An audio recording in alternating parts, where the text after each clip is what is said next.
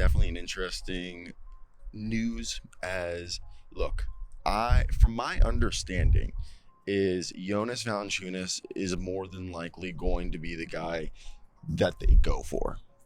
And the reason I bring this up is we knew the Lakers, specifically LeBron James, wanted Jonas Valanciunas this offseason.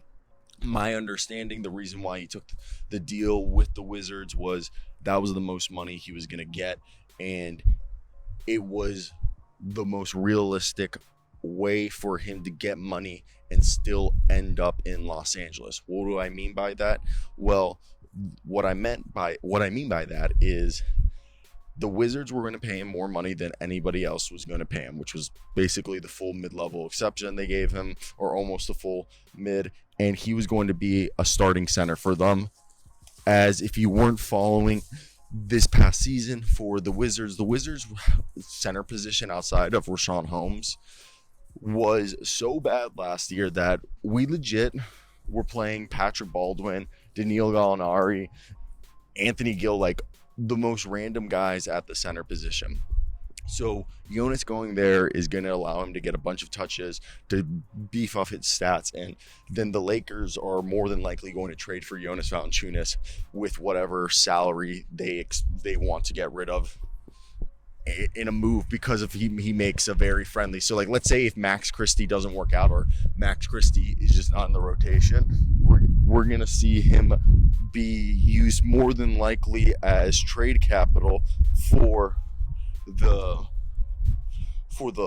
Lakers in a deal, let's say, for Jonas Valanciunas, as I could see a deal of like Max Christie and Jalen Hood-Schifino, maybe no picks, if they were to go out and trade for Jonas Valanciunas. The only other option realistically right now that they could go after is Mitchell Robinson, who I don't even know if Mitchell Robinson, he's the injury's a bit concerning. But here, look, the Lakers are examining the marketplace to add a center.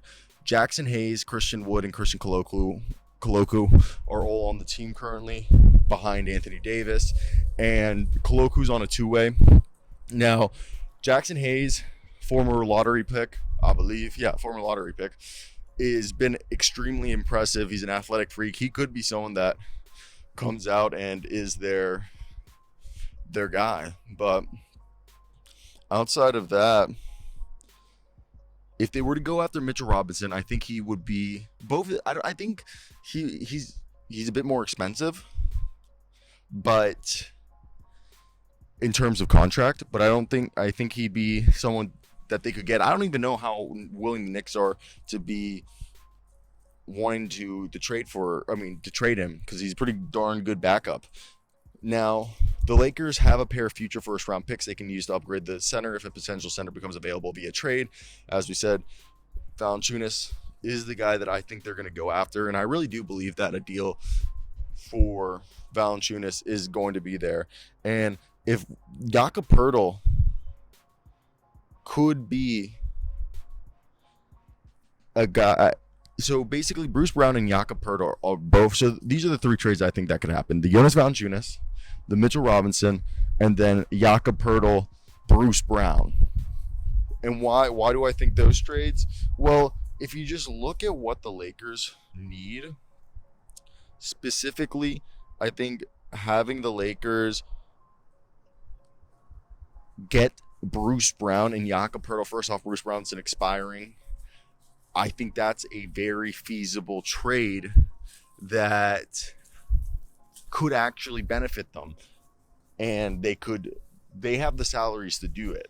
So let's first do this one, and then we'll show the other trades. But basically, the Lakers, if they were to do a trade with, we'll say the Raptors, I wouldn't be surprised if these are deals that they would have to get three teams involved, because maybe some of the assets that the Lakers have aren't going to be things that, a rebuilding team is going to want.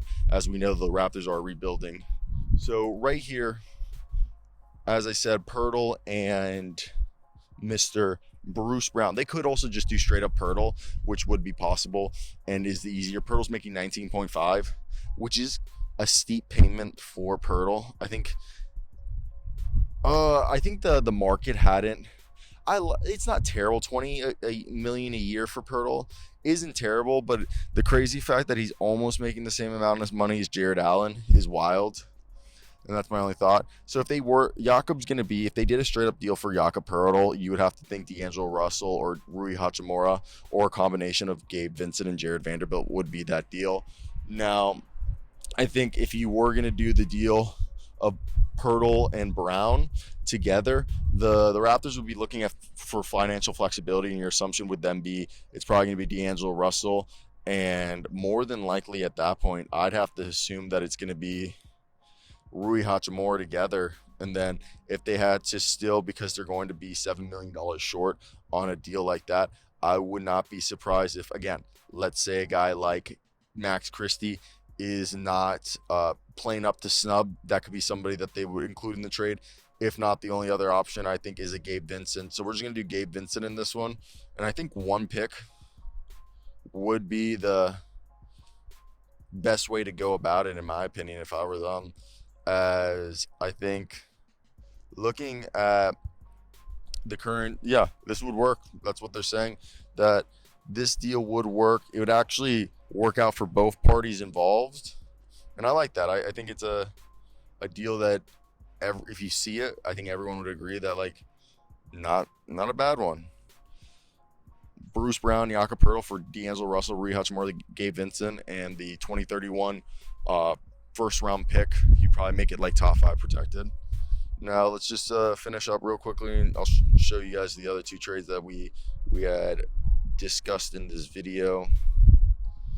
As I think, again, the only other ones are going to be the Wizards, as I told you guys earlier, where you could probably get Valanciunas for no picks being involved. He's making $9.9 million this year.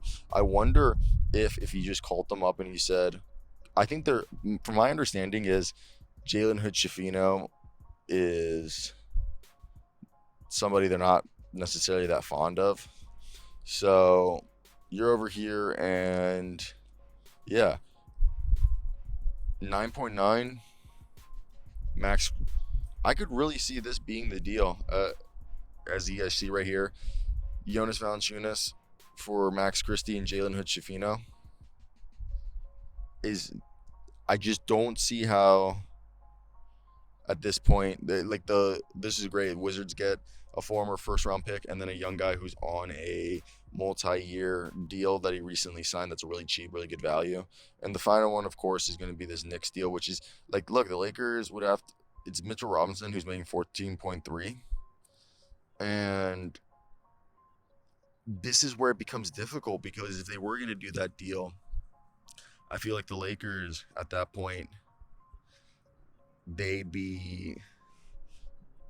taking on money. And in this case, whose contract are you sending right here for $14 million? Is the assumption then you're just going to ditch Gabe Vincent and try to get a Gabe Vincent swap? Which financially it would not, because the Lakers have to at least send out an exact match of 14.3. And as I've said earlier, the only way I see that deal going down is it being maybe they use D'Angelo Russell in this deal, but the problem is the salary. It becomes very difficult. The Mitchell Robinson deal is the most difficult one for them to complete, specifically with also the financial restraints that they're dealing with, as they need to jump through several hoops to get that one done. And the only way that I see it realistically being done is if they package a combination of players. And the other thing is the Knicks are going to be a team that's going to have to do a few like jumping of hoops as well to get a deal like this done. And it's weird salaries that, again, is the problem that I think it's the least reasonable deal, because you get to $14 million and you're still like $300,000 or $259,000 away from making this deal work. So like basically the deal the closest, this deal does not work, but this is the closest the deal I was able to get. And it's still not a very feasible deal, as you see. But that's it. Bye.